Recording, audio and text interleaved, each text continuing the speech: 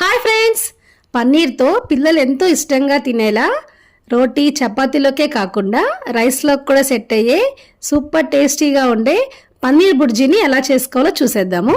దీనికోసం స్టవ్ మీద ఒక ప్యాన్ పెట్టుకొని అందులో 2 టేబుల్ స్పూన్ల ఆయిల్, 1 అంగుళం ముక్క బటర్ కూడా వేసుకొని బటర్ పూర్తిగా కరిగిపోయిన తర్వాత 1 టేబుల్ స్పూన్ జీలకర్ర వేసుకోవాలి.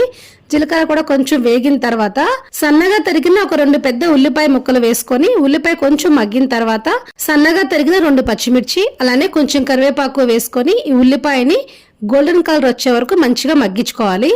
ఉల్లిపాయ చక్కగా మగ్గిపోయిన తర్వాత ఇందులోకి 1 టేబుల్ స్పూన్ అల్లం వెల్లుల్లి పేస్ట్ వేసుకొని కాసేపు మగ్గించుకున్న తర్వాత ఇందులోకి 1 టేబుల్ స్పూన్ శనగపిండి కూడా వేసుకొని ఒక 2 నిమిషాలు శనగపిండిని మంచిగా ఫ్రై చేసుకోవాలి.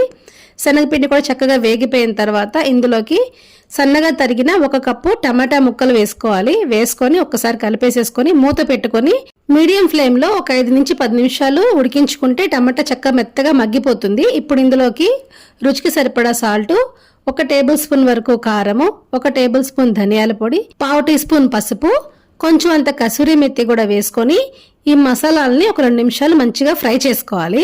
ఇవి చక్కగా వేగిపోయిన తర్వాత ఇందులోకి 1.5 కప్పుల వరకు వాటర్ పోసుకొని మొత్తం అంతా కూడా ఒకసారి కలిపేసేసుకొని మూత పెట్టుకొని ఒక 5 నిమిషాలు ఉడికించుకున్న తర్వాత ఇందులోకి 1 కప్పు పన్నీర్ తురుము వేసుకోవాలి.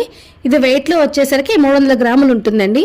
ఈ పన్నీర్ తురుము వేసుకున్న తర్వాత మొత్తం అంతా కూడా కలిసేలాగా మంచిగా కలిపేసేసుకొని ఇప్పుడు ఇందులోనే ఒక 2 టేబుల్ స్పూన్ల వరకు ఫ్రెష్ క్రీము లేదంటే కనుక పాల మిగడైనా సరే వేసుకోవచ్చండి. వేసేసుకొని మళ్ళీ ఇంకొకసారి కలిపేసేసుకొని ఒక 5 మినిట్స్ ఉడికించుకున్న తర్వాత చివరగా కొంచెం కొత్తిమీర, చిన్న ముక్క బటర్ కూడా వేసుకొని ఒక్కసారి కలిపేసేసుకొని స్టవ్ ఆఫ్ చేసేసుకుంటే మన ఎంతో టేస్టీగా ఉండే పన్నీర్ బుర్జీ అయితే రెడీ అయిపోతుందండి.